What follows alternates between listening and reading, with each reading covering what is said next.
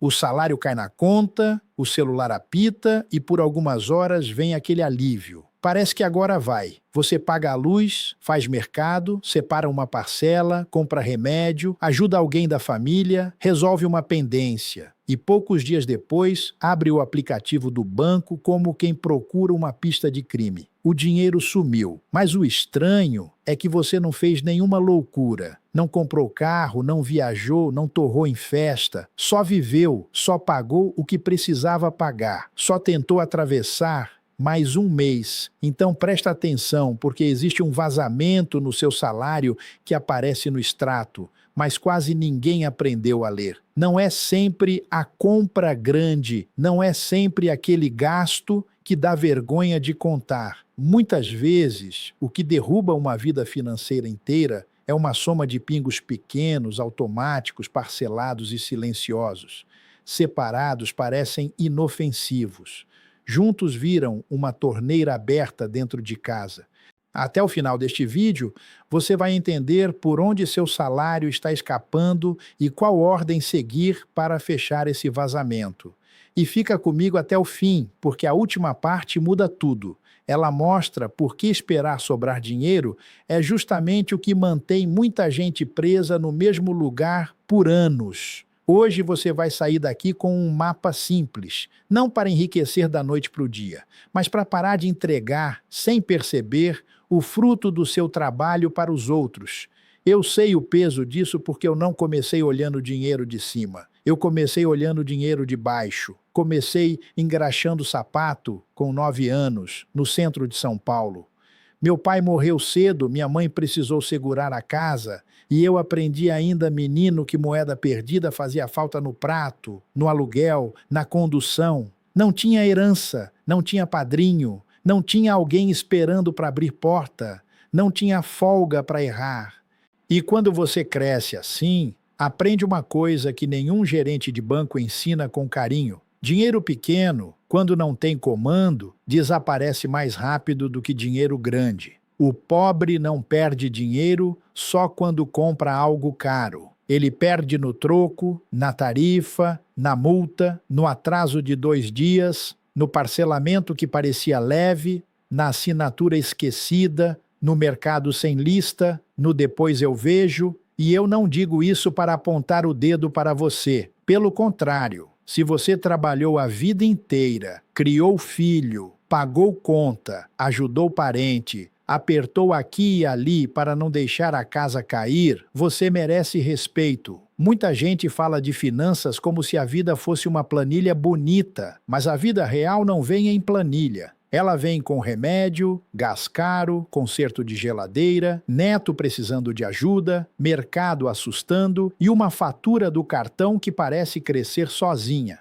Você não é fraco por sentir que o mês é maior que o salário. Talvez você só tenha sido colocado numa esteira onde o salário entra andando devagar e as cobranças correm mais rápido. Mas antes de mostrar o caminho, eu preciso mostrar o inimigo verdadeiro. Muita gente acha que o problema é apenas ganhar pouco. Ganhar pouco dificulta, é claro. Não vamos fingir que não. Mas tem gente que ganha um pouco mais e continua no sufoco. Tem gente que dobra a renda e dobra a bagunça. Tem gente que espera um aumento para organizar a vida e quando o aumento chega, ele já nasce comprometido. O problema não é só o tamanho do salário. É o caminho que ele percorre depois que entra. É aí que mora o vazamento. Antes da gente seguir, preciso falar de uma coisa que trava muita gente que me escreve, dizendo que quer investir, guardar dinheiro ou montar renda para o futuro. A pessoa quer começar, sabe que precisa mudar, mas no fim do mês não sobra nada. E muitas vezes o problema não está só no salário, está num balde furado. O rotativo do cartão, as parcelas acumuladas e os juros por atraso comem justamente o dinheiro que poderia virar reserva, tranquilidade e um dia renda entrando para você. Foi por isso que eu organizei um material chamado Não Seja Refém dos Bancos. Ele é para quem quer colocar ordem nas dívidas com um método simples, atacando primeiro a dívida mais cara, que é onde o juro faz o maior estrago. A dona Cláudia, de 49 anos, vivia pagando o mínimo do cartão e dizia que não sobrava R$ 1. Quando colocou as dívidas no papel, cortou vazamentos pequenos e atacou primeiro o rotativo, ela saiu daquele ciclo em poucos meses e começou a respirar de novo. Dentro dele você encontra o raio-x das suas dívidas passo a passo, frases para negociar de igual para igual com o banco e buscar desconto, e um plano de 12 meses para zerar tudo na ordem certa. O link com todas as condições está no primeiro comentário fixado. O que ele custa costuma ser menos do que um único mês de juro que o rotativo tira de você. Quem deixa para depois paga esse juro de novo na próxima fatura. Quem resolve hoje começa a liberar esse dinheiro já no mês que vem. Pega o seu no primeiro comentário e volta aqui, porque agora vem o mapa para descobrir onde seu salário está escapando. Veja, o banco não precisa bater na sua porta para tomar seu dinheiro. Ele faz isso com educação, manda notificação, oferece limite, facilita parcelamento, aumenta crédito, antecipa 13º, oferece cheque especial como se fosse almofada, só que a almofada com juro alto vira pedra no mês seguinte. O sistema de crédito ganha quando você perde clareza, ganha quando você está cansado e aceita parcelar, ganha quando olha só a parcela e não olha o total. Ganha quando paga o mínimo para ter alívio agora e deixa a conta crescer no escuro. Ganha quando você se considera um bom pagador, mas vive pagando juros que não aparecem como compra nova, apenas como punição por ter precisado respirar. É um ladrão educado. Ele não arromba a janela, ele entra pela porta da conveniência. E aqui está a primeira virada. O salário não some. Ele obedece. Se você não dá uma ordem clara, ele obedece à ordem de quem chegou primeiro. A fatura chega primeiro. A parcela chega primeiro. O débito automático chega primeiro. O aplicativo chega primeiro. A promoção chega primeiro. A urgência dos outros chega primeiro. Quando você vai decidir, o salário já foi dividido por mãos que não são suas. Por isso, o primeiro passo não é sair cortando tudo como quem entra em guerra contra a própria vida. O primeiro passo é fazer o extrato parar de mentir para você. Na verdade, o extrato não mente. Quem mente é a nossa memória. Você lembra da compra grande, lembra do conserto do carro, lembra da geladeira que quebrou, do remédio caro, da conta de luz alta, mas não lembra dos 17 pequenos pagamentos que passaram sem barulho, a padaria, a farmácia, a taxa, o aplicativo, o lanche, o frete, a assinatura, a segunda ida ao mercado porque faltou lista na primeira, a compra parcelada que já virou paisagem no cartão. É por isso que eu quero que você pense nos últimos 90 dias, não em uma semana. Uma semana engana. Um mês às vezes engana. 90 dias mostram padrão. Pegue o extrato e separe tudo em grupos simples. Moradia, comida, transporte, família, dívida, saúde, impulso e juros. Não precisa nome bonito, precisa enxergar. Quando você faz isso, algo desconfortável acontece. Você descobre que algumas frases repetidas há anos talvez não fossem verdade. Eu gasto pouco no mercado. Será? Quando soma mercado, padaria, açougue, farmácia, aplicativo e compra rápida de última hora, os 600 que você imaginava viram 950. Eu quase não compro nada para mim. Será? Quando junta as parcelas pequenas do cartão, aparecem 400, 500, 600 reais já prometidos antes do mês começar. Dói um pouco, mas essa dor é boa. É a dor de acender a luz. Enquanto você não olha, você briga com sensação. E sensação é perigosa. Sensação diz que o dinheiro sumiu por azar. Número mostra que ele seguiu um caminho. Sensação cria culpa. Número cria direção. Sensação faz você dizer não tem jeito. Número faz você dizer aqui tem um furo. E quando você encontra o furo, para de se achar incapaz. Começa a se ver como alguém que precisava de instrumento. Conheci uma senhora de 51 anos, auxiliar administrativa, que me disse uma frase que já ouvi muitas vezes: "Seu Barsi, eu não gasto com nada." Ela falava com sinceridade. Não era pessoa de luxo, não comprava roupa cara, não viajava, não trocava de celular todo ano, trabalhava, pegava ônibus, ajudava a filha e vivia no limite. Quando olhamos os 90 dias, não apareceu uma grande irresponsabilidade. Apareceu uma chuva fina, 3 assinaturas que ela quase não usava. Mercado sem lista, pequenas compras no cartão porque o dinheiro da conta já tinha ido embora. Juros por atraso de poucos dias. Uma tarifa bancária que ela nem sabia explicar. E o pior, pagamento mínimo do cartão em 2 meses seguidos. Porque ela achou que era só uma forma de ganhar tempo. Ganhar tempo no rotativo costuma custar caro demais. Segundo séries divulgadas pelo Banco Central, o rotativo do cartão costuma estar entre os juros mais altos do Brasil. Isso significa que uma dívida pequena, quando entra nesse terreno, pode crescer como mato depois da chuva. Hoje parece controlável. No mês seguinte, está maior. No outro, você paga e sente que não reduz nada.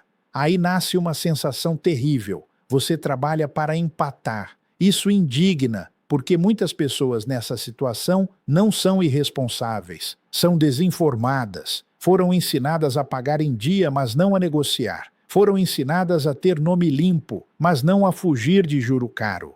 Foram ensinadas a respeitar banco, mas não a fazer o banco respeitar o seu dinheiro. Existe uma diferença enorme entre ser bom pagador e ser financiador do lucro dos outros. Guarde essa frase. Agora vamos ao segundo ponto, o parcelamento que rouba o futuro. A parcela pequena é uma das maiores armadilhas da vida financeira brasileira porque conversa com a parte mais cansada da nossa cabeça.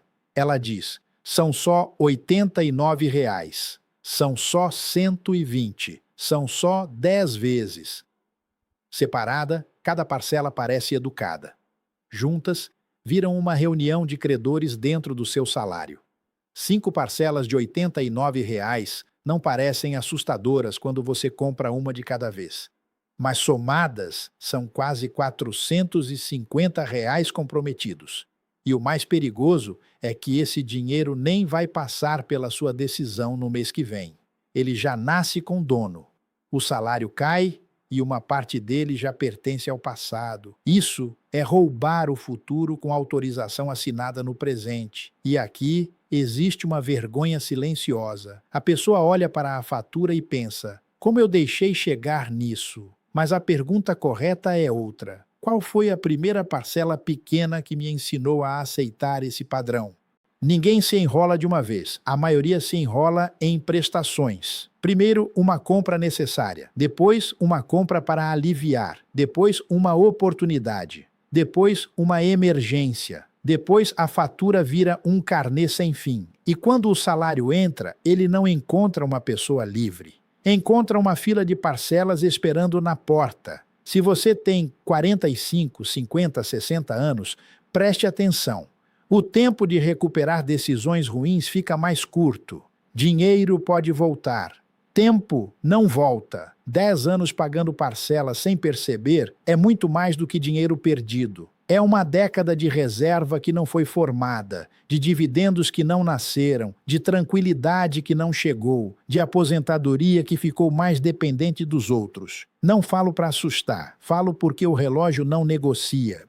Mas existe esperança quando você enxerga. O parcelamento perde força quando você muda a pergunta. Em vez de perguntar, a parcela cabe? Pergunte, quantos meses da minha liberdade isso toma de mim? Se a resposta for toma, cuidado.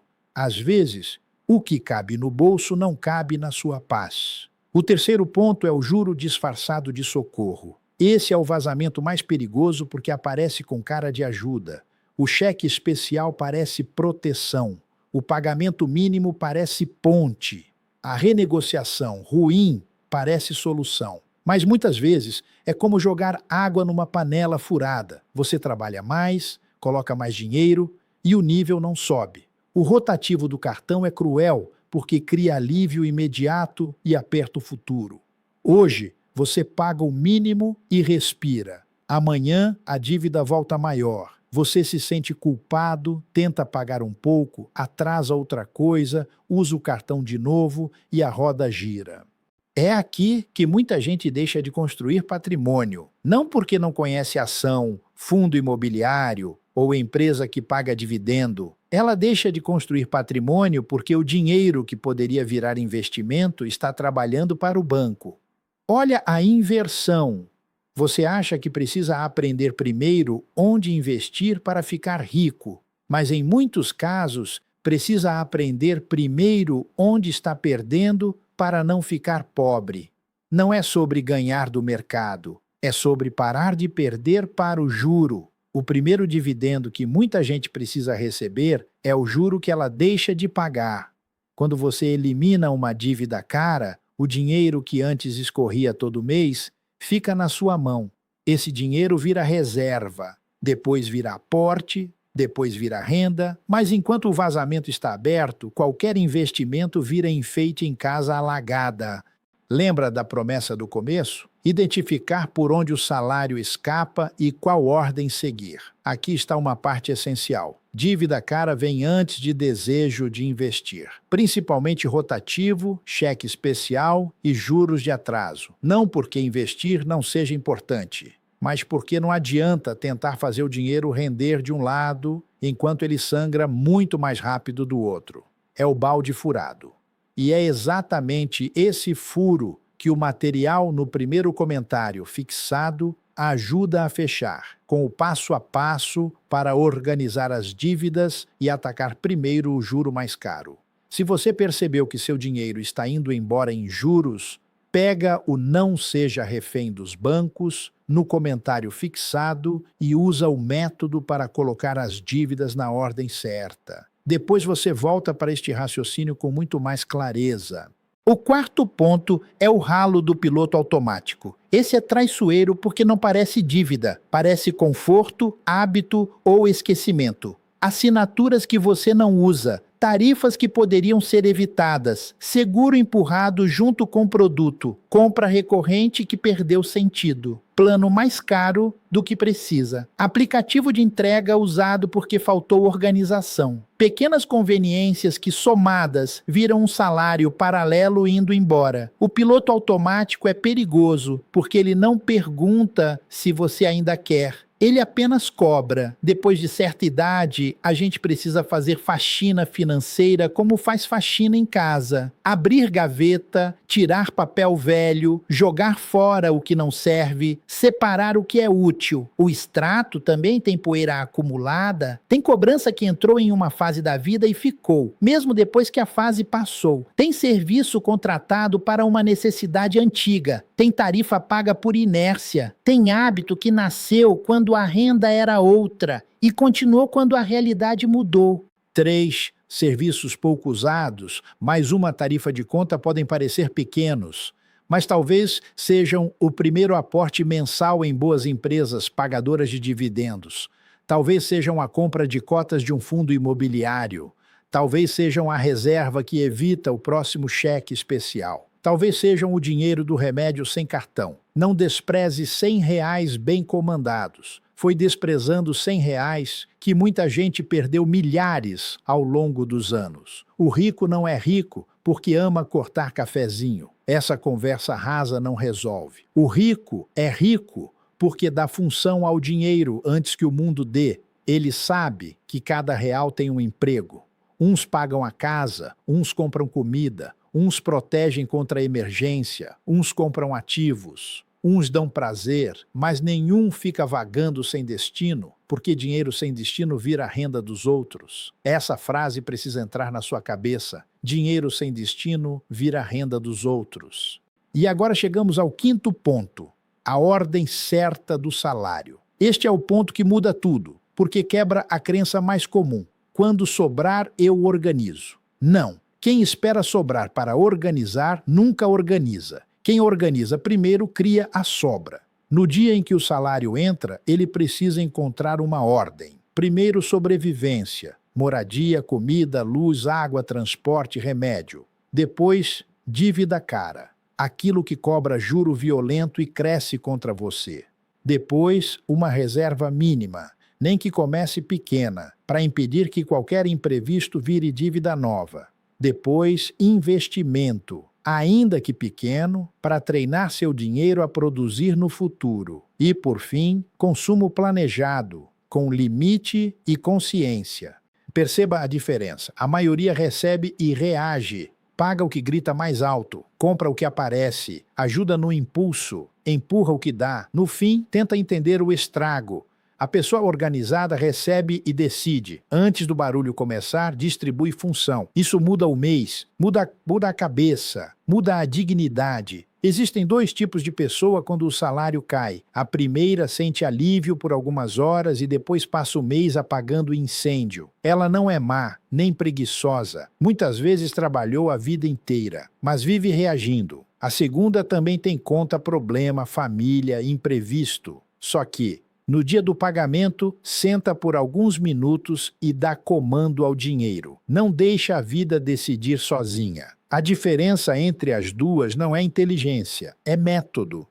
E método simples vence motivação bonita. Motivação aparece no começo do mês e some no meio. Método fica quando você está cansado. Método diz, eu já sei o que fazer com esse dinheiro. Método impede que o salário seja sequestrado pela urgência dos outros. Método faz você parar de abrir o aplicativo com medo e começar a abrir com propósito. Agora, quero tocar em um ponto delicado. Muita gente se orgulha de dizer, eu sempre paguei minhas contas. Isso é bonito, é sinal de caráter, mas cuidado para não confundir caráter com submissão financeira. Ser correto não significa aceitar qualquer juro. Ser honesto não significa pagar tarifa que você não entende. Ser bom pagador não significa viver no limite para proteger lucro de banco. Você pode honrar compromissos e, ao mesmo tempo, negociar, questionar, pedir desconto, trocar dívida cara por dívida mais barata, cortar vazamento e se proteger. O banco negocia porque sabe fazer conta, você também precisa aprender. Não é falta de educação pedir condição melhor. Não é vergonha dizer, eu preciso reorganizar. Vergonha seria passar mais 10 anos repetindo o mesmo ciclo por medo de encarar uma conversa.